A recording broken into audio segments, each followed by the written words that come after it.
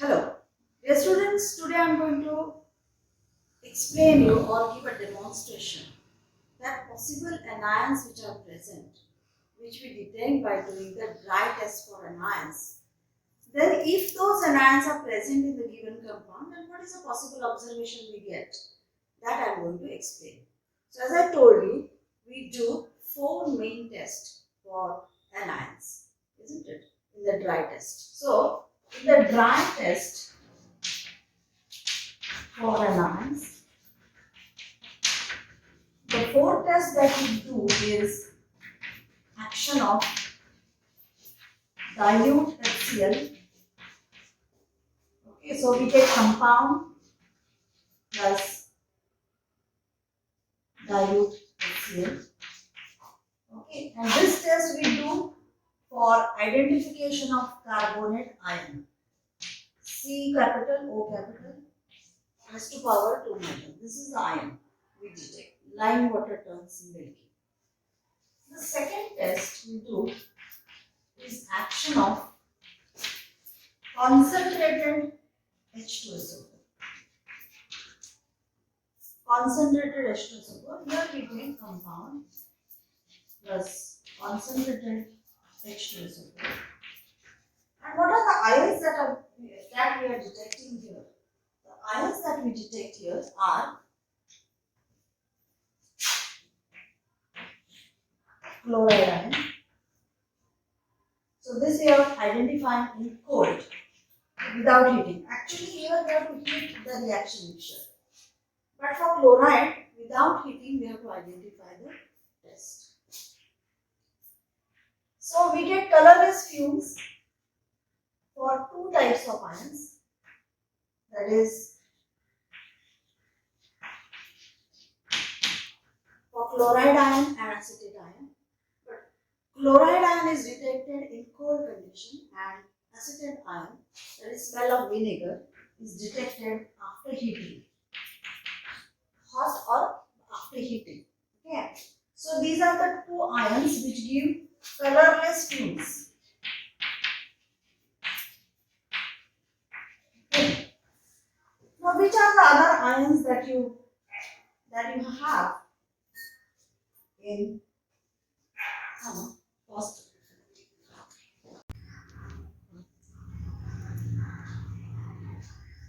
So these are the ions which give colorless fumes, but we get colored fumes also after heating. That is brown color fumes. Brown color fumes are given by bromide ion and also AO3 ion.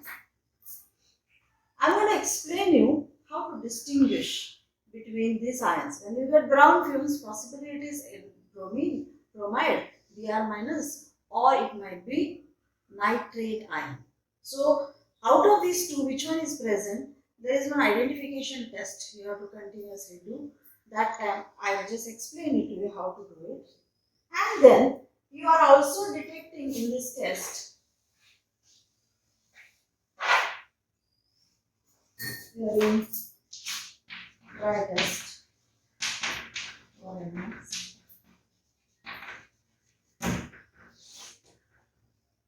So in the same test, 1, 2, 3, 4, 1, 2, 3, 4, these are the 4 ions. And the 5th ion, we are identifying iodine or iodide ion. Iodide ion gives you violet vapors. Okay, so bromide gives you brown fumes, bromide, and nitrate ion gives brown fumes, and iodide gives violet fumes. So from the color of the fumes, you are actually able to identify possibly which anion may be present. If you do not get any colored fumes or colorless fumes you are getting, but you are not getting dense white fumes, you are not getting smell of vinegar, that means colorless fumes are not of chloride, not of acetate ion. So none of these anions are present in the given substance. So in that case, you have to write observation that no particular fumes evolved. So all these ions are absent. Last video we learnt about how to do the qualitative analysis, semi-micro qualitative analysis, and identify the given substance to you by doing series of tests like preliminary test, dry test, and then wet test, and then confirmatory test for cations and anions as well. However, that time we had detected the substance ammonium phosphate. So we got the test for ammonium ion and phosphate ions. And in between we all got all the negative tests. This video especially I am making it to make you understand that in case carbonate is given to you, chloride is given to you, or say bromide is given, NO3 is given, wherein both these ions give the brown fumes. Iodide is given. In that case, what are the possible observations for that test, dry test that you are going to do? So that means today I am going to explain you the dry test for anions little in detail. Possibly if those ions are given, then how the test will look like, the observation will look like. That I am going to explain to you. The first dry test for anions, which is in our lab manual, fifth test, is test for carbonate ion. Okay. So carbonate ion test is what? We take a pinch of a substance and then we add HCl, dilute HCl, and we get effervescence. So if we get effervescence, we say carbonate is present, and immediately we will do the CT. Now I am doing the first dry test, that is the fifth test which is mentioned in your lab manual, action of dilute HCl. This test is for carbonate ion. So I have taken a pinch of a substance, the given compound in this test tube, dry test tube, and in this I am going to add HCl. HCl is what, number 1. So I will add about half ml of HCl and I will look at the bottom of the test tube what is happening. If carbonate is there, then I am getting effervescence. Effervescence is like this. There is, when you open a cold drink bottle, you start getting evolution or upward rising bubbles of the gas. Similarly, I am getting here, I am getting the bubbles of the gas which is getting evolved. This is effervescence. If I get effervescence, that means carbonate ion is present. If carbonate ion is present, I have to check whether it is turning live water milky. Okay, so what will I do? I will replace this first bottle and then I take a gas absorption tube which is given to you and I will put live water in this and come back. So, but by the time I come back, this carbon dioxide gas will evolve out. So I will redo the test and fix this particular gas absorption tube and immediately I will note down whether live water is turning milky or not. So I am redoing the test so that I get enough carbon dioxide getting evolved. I will keep this ready, gas absorption tube like this, and then I will add HCl so that whatever effervescence, the gas I will immediately pass into this. So can you see, without even heating, the lime water turns milky. Now why does lime water turn milky? The reason is, suppose there is a carbonate ion present in the given substance. So this is a compound. When you add HCl, it evolves carbon dioxide gas in the form of effervescence. Now this carbon dioxide, when it is allowed to pass through lime water, calcium oxide, this results in the formation of calcium carbonate. Now, calcium carbonate is insoluble white substance. Insoluble white substance. And therefore the lime, it gives a milky appearance to the solution or to the lime water, becomes milky because of the formation of calcium carbonate. Now we are going to do the second dry test, that is action of concentrated sulfuric acid. By doing this test, we will be identifying possible anions, that is chloride, acetate, chloride ion, acetate ion, bromide ion, iodide ion, means all halides we identify by doing this test. Apart from that, nitrate ion also we identify during this test. So I am going to take the compounds which have these ions, and if those ions are present, then what is possible observation we get, that I am going to explain in all these tests. So first test I will do, and I will try to show you if at all chloride is there, what is there. Then I will do the test for acetate ion, and then I will do the test for bromide ion. If it is there, then how you get brown fumes. If NO3 or nitrate ion is there, that also gives brown fumes. But then how to distinguish between the brown fumes of bromide and nitrate ions. And then last but not the least in this test is iodide ion, which gives violet vapors. So we are going to do this test by taking the compounds which has these anions, so that how you get the observation, positive observation, if those anions are there. So you may not be given all these anions together, isn't it? But if at all they are there, then this is a possible observation you get. Students, this is a compound which has a chloride in it.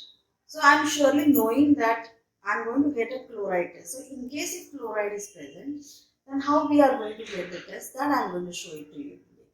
So I have taken the pinch of a substance. In this, now I will add concentrated sulfuric acid. Chloride is detected in that sixth test or second dry test, action of concentrated sulfuric acid. So I will go to the side shell, and then I will add the concentrated sulfuric acid, half ml, and then I will heat it carefully. You don't have to heat this reaction mixture if at all you are getting colorless fumes as soon as you add sulfuric acid. So that time only if I get colorless fumes, white fumes, that indicates the presence of chloride. Then I will do one small test which I will show you. First I will add sulfuric acid.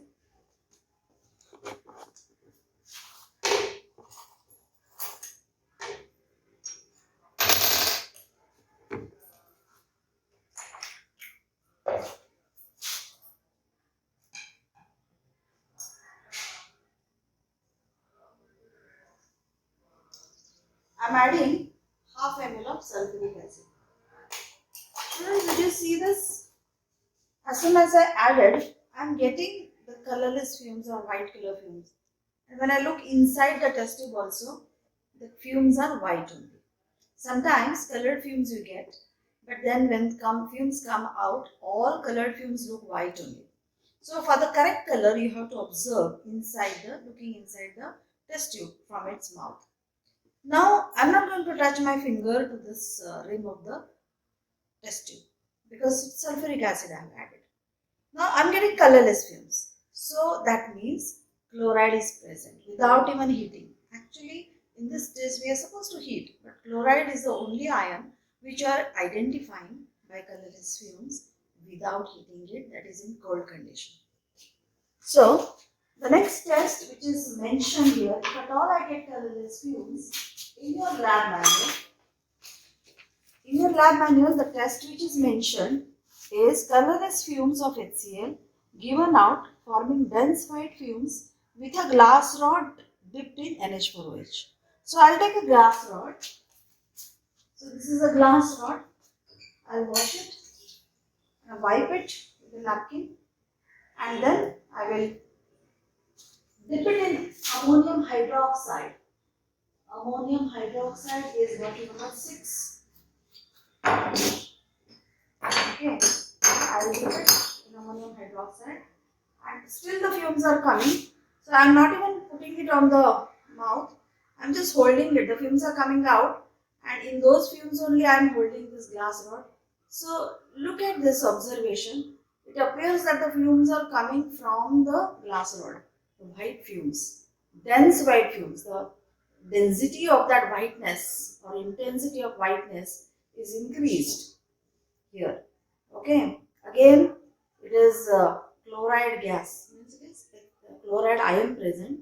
HCl is evolved. in a compound, if I have got a chloride ion present, I am adding sulfuric acid to this, concentrated. So this results in the evolution of HCl. Okay, HCl fumes, which were colorless fumes. So these are what? Colorless fumes or colorless gas. Now, these colorless fumes, when you allow them to come in contact with NH4OH, so we were taking the glass rod, we were dipping it in the NH4OH. So when it comes in contact with that, this results in the formation of ammonium chloride. Ammonium chloride is a white substance. So because of the reaction between these two, ammonium chloride is formed, and therefore, the fumes are becoming denser white, or the whiteness is more, okay, of the fumes because of the formation of this compound.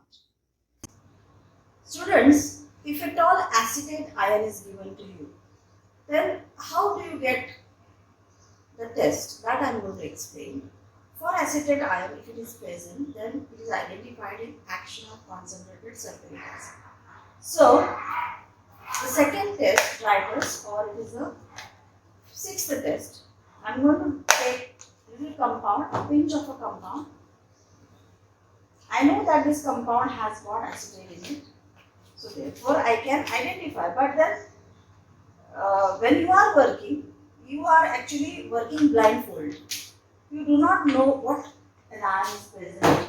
You are doing the test and you are trying to, from the observations, you are trying to conclude or infer that what possible anion may be present.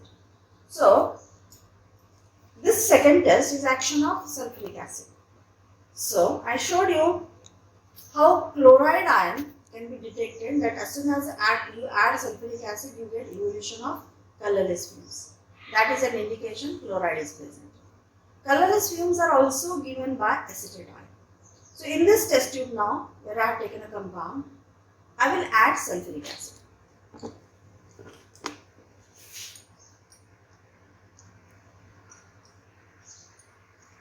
So, I am adding half ml of sulfuric acid.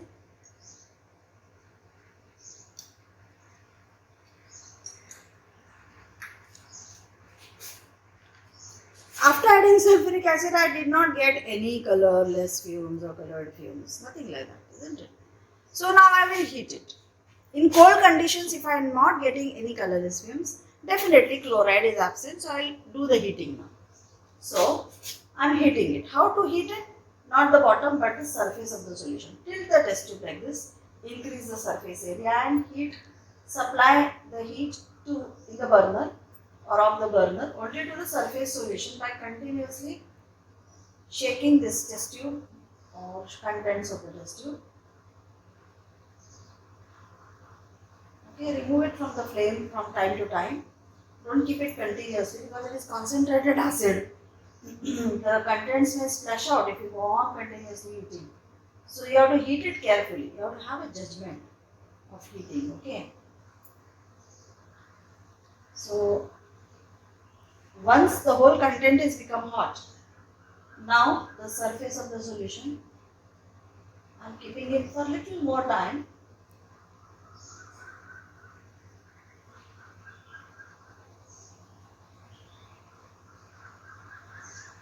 There are some colorless fumes which are coming out of the test tube. If you can see, isn't it? What I will do, colorless fumes are there, but not as soon as I added sulfuric acid after heating. So I will try to take the smell. How to take a smell? Don't inhale the gases directly. Just wave your finger in between the fumes. This gives you a smell of vinegar. Vinegar is nothing but acetic acid. You know, on your bench you have got bottle number 4, that is acetic acid. If you do not know the smell of acetic acid, then or vinegar, when you smell this acetic acid bottle, the same smell you are getting to the fumes. Okay. This is indicating that acetate ion is present. The smell of vinegar, colorless fumes, vapors given out on warming and having the smell of the vinegar. This indicates that acetate may be present. CH3COO minus, 1 minus may be present. Okay, this is the test. So, you should not wash these test tubes immediately because it's sulfuric acid. If I pour water and add to the hot sulfuric acid, it will make some sounds and the cracks may develop in the test tube. So therefore, allow the test tubes to cool, and only after cooling you should wash all these test tubes. I'll proceed to the next test. Students,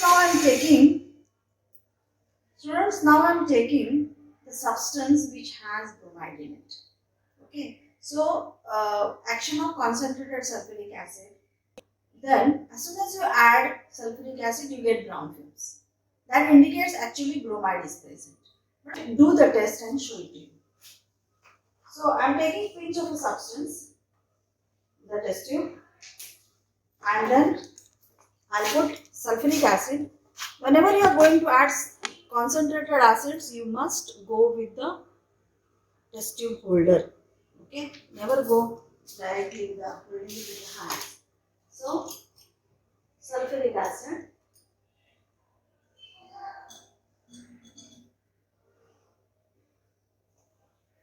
you have to add half ml. Now look at this. As soon as I added sulfuric acid, I am getting the fumes, brown fumes. Can you see?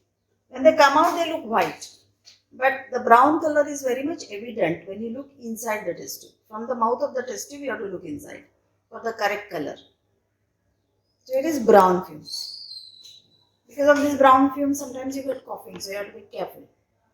Okay, so these are the reddish brown. Little intensity of brown color is little more going towards red. These fumes are also called as reddish brown fumes. Okay, so these fumes, if you are getting, bromine is present. Now, NO3 also gives you brown fumes. Now, one trick told you, that is, as soon as you add sulfuric acid, if you get brown fumes, then they are on bromine. But now that I know that bromine is given or is there in that compound, I am telling you confidently.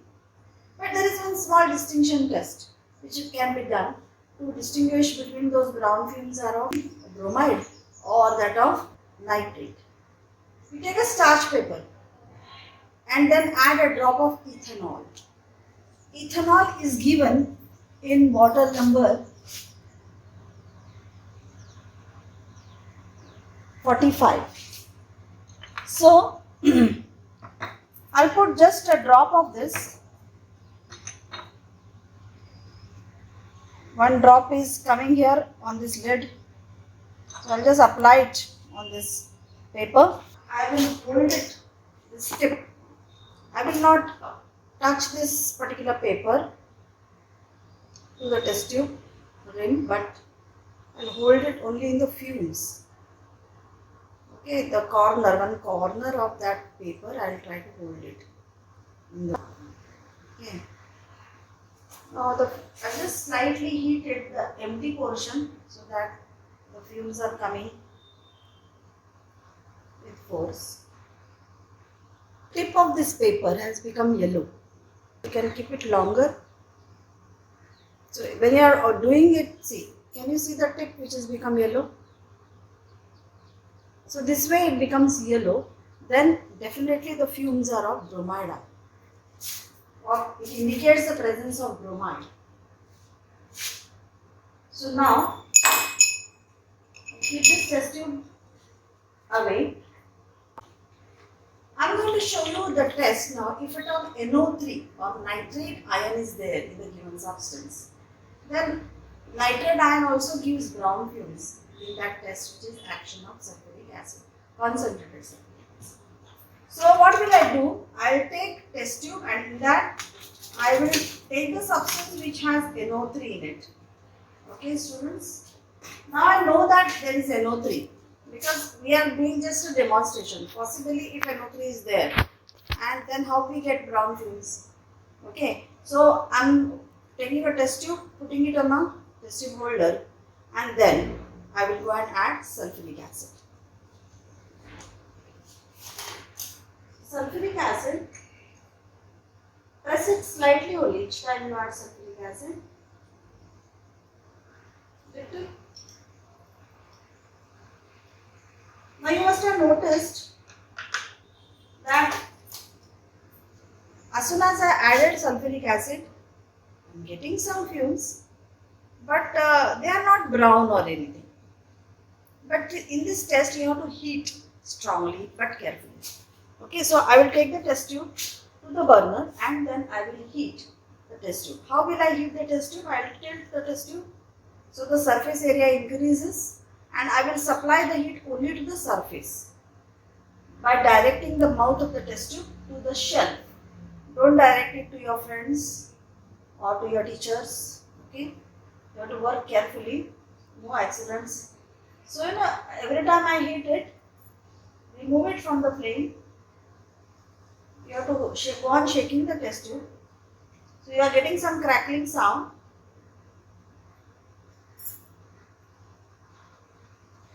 When you boil it, you will see the brownness of the fumes. They are light brown fumes. When you look inside the test tube, the brown color fumes are evident. So after heating, you are getting the brown fumes. This indicates actually NO3 present. But after heating, when you are getting brown fumes, then you have to add copper fillings or copper foil. When you add copper foil, I'll add a pinch of a copper foil using a spoon here. See, only this much is sufficient. So the moment I add copper foil, I'll get more brown fumes even without heating. Okay, so after doing this test, actually you can do the starch paper test. As I told you, there is a distinction test. When you want to distinguish, you will do the same test for same color fumes. That is, I will take a starch paper and then I will add a drop of alcohol, ethyl alcohol, and then I will hold it in the fumes. That is, you can hold a starch paper dipped in ethanol and then you can observe the color because more fumes are coming. So it's easier to do the starch paper test. So anyway, the starch paper is not becoming yellow, but after adding copper foil, we are getting more brown fumes. So that means NO3 minus 1, which is called as nitrate ion, is present. Okay. So if at all nitrate ion is present, then how you get the test that I explained to you. There is one more halide that you are identifying in this test, action of concentrated sulfuric acid, and that is iodide ion. So this is a substance which has iodide. So we know, I am anyway doing a demonstration. So I know there is an iodide given in this compound and it is there in this compound. We know that. To this I will add sulfuric acid. Whenever I go to add sulfuric acid, I should always go with the holder, test tube holder. So I will go and add sulfuric acid. Okay. So when I am taking sulfuric acid, little I will press and then take little quantity of this. Did you see that the contents in the test tube have become dark brown? Okay. Now if you look inside, you may say they are brown fumes, but wait, don't be in a hurry to conclude. You have to heat this content. So I'll come back and I'll heat the content and I will heat only this empty portion where the fumes have accumulated. So when I heat this empty portion, the fumes may appear on top brown, but look at this color which is evident. This color is beautiful purple or violet color which can never go unidentified. The moment you do slight heating, I am not even heating the bottom. As I told you, I am just heating the empty space where the earlier fumes got accumulated after adding concentrated sulfuric acid. So I just heated those accumulated fumes above the solution. And that empty space after heating, I got a beautiful violet color. So these are the fumes of iodide. So iodide ion is identified by the color itself. So this is a clue I am getting, that is action of concentrated sulfuric acid. If If I get violet fumes, then definitely iodide ions are present. The third dry test is detection of phosphate ion. Okay. Now, when we did detection of ammonium phosphate, I have done a complete demo of that substance. That time I have explained to you how you get canary yellow precipitate. That is, you take a compound, add nitric acid, heat that test tube, and then evolve any fumes are there, whatever fumes, colorless, etc. And then add ammonium molybdate. After adding ammonium molybdate, you have to reheat that test tube. And if at all phosphate is present, you get a canary yellow precipitate. So that test I have already shown to you. So again, I am not repeating it. After phosphate test, there is test for oxalate ion. Okay. So I am selecting a compound which has oxalate ion already. So I know that oxalate ion is there, but you may not be knowing when you are doing the analysis. So that time, if you get that type of observation, then that oxalate ion is present. This is how you have to infer. So if oxalate is there, then how do we get the test, dry test? That's what I am going to explain. The oxalate ion test is the fourth dry test or eighth dry test in your according to your lab manual. Okay, so oxalate ion test. Now this compound I am taking which has an oxalate ion. So I take a pinch of a substance, I take it in a test tube. Okay. And then I will write down the test. Before doing the test, you must write down this process I have told you. Compound plus 2 ml of dilute sulfuric acid, boil off if any gas is involved, and little more of dilute sulfuric acid after heating, and then you have to add chemical solution drop by drop. Okay. Now there is dilute sulfuric acid on your bench, bottle number 2. So what will I do? I will add about 2 ml, it is mentioned. So 2 ml means 2 cm of solution in the test tube, 2 cm height of the column, and this width is cubic centimeters, isn't it? Volume 1 ml is 1 cubic centimeter. This measure we have learned in first chapter, some basic concepts. So 2 ml means approximately 2 cm of the solution. I will heat the contents and boil off if at all any colored fumes you are getting. So again, when you are boiling, you have to heat the surface of the solution, not the bottom.